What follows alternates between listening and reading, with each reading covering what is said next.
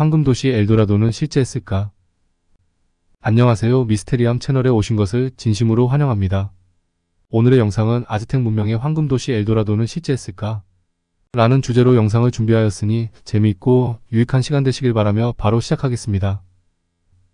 엘도라도는 남아메리카의 신화적인 황금도시로 수많은 탐험가와 모험가들의 상상력을 자극해왔습니다. 이 전설은 아즈텍 문명과는 직접적인 관련이 없지만 아즈텍과 잉카 문명에서 발견된 막대한 금과 은의 재산에 뿌리를 두고 있습니다. 엘도라도 전설의 기원은 콜롬비아의 무이스카족에서 시작됩니다. 무이스카족의 왕은 금가루로 몸을 덮고 신성한 호수인 카타비타, 호수 한가운데에서 보물을 바치는 의식을 치렀다고 합니다. 이 의식은 스페인 정복자들에 의해 발견되었고 이 소문은 유럽 전역에 퍼져나갔습니다. 엘도라도라는 용어는 스페인어로 금으로 덮인 자를 의미하며 처음에는 금으로 몸을 덮은 왕을 가리키는 말이었습니다. 1530년대부터 1650년대까지 수천 명의 유럽인들이 엘도라도를 찾기 위해 남미의 정글, 평원산 강을 탐험했습니다. 이 과정에서 많은 사람들이 목숨을 잃었고 엘도라도는 결국 발견되지 않았습니다. 스페인 정복자들은 과타비타 호수를 준설하여 약간의 금을 발견했지만 기대했던 만큼의 금은 아니었습니다. 그들은 엘도라도가 여전히 어딘가에 있을 것이라고 믿고 탐험을 계속했습니다. 이러한 바람이 후대에까지 전해져 엘도라도 전설은 수많은 소설, 영화, 게임 등의 영감을 주었으며 그 중에서도 애니메이션 영화 엘도라도, 더 로드 투 엘도라도가 많은 인기를 끌었습니다.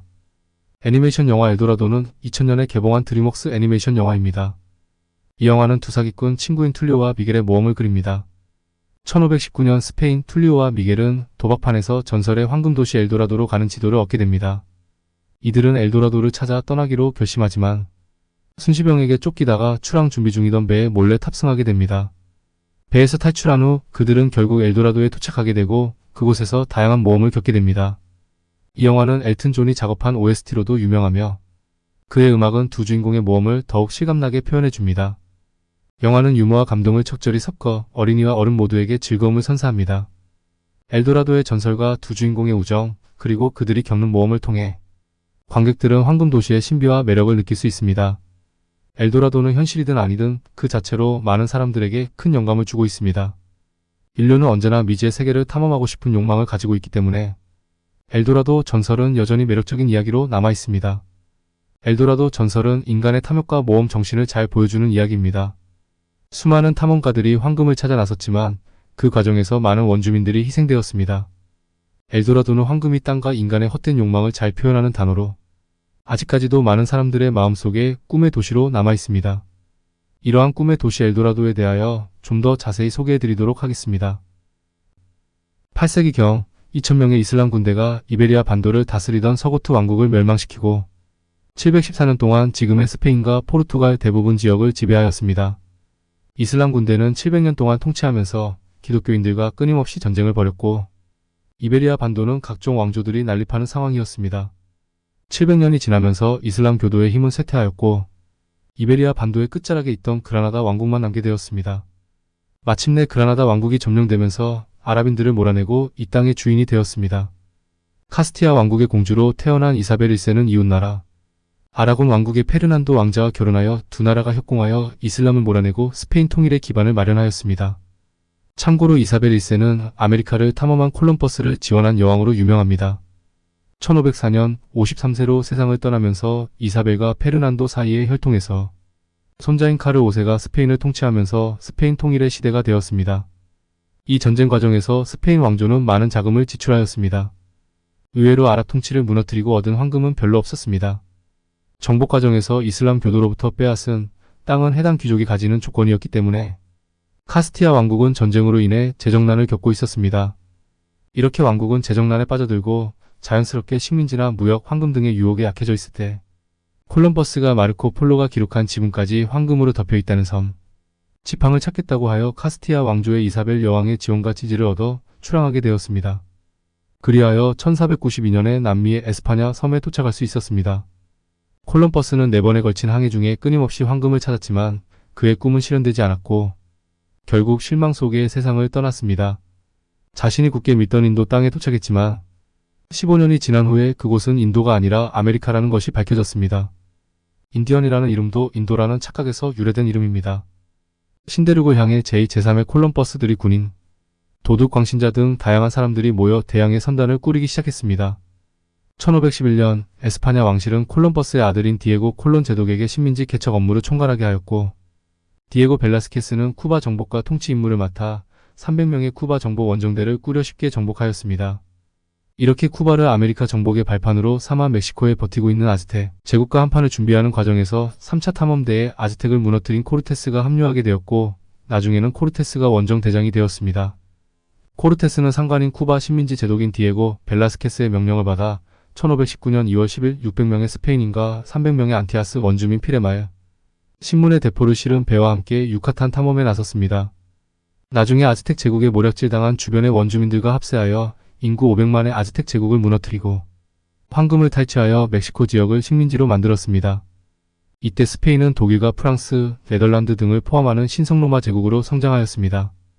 이런 과정을 거치면서 콜롬비아의 보고타 평원에 사는 무이스카족의 전설이 전 유럽을 휩쓸고 골드러시족들이 몰려들기 시작했습니다.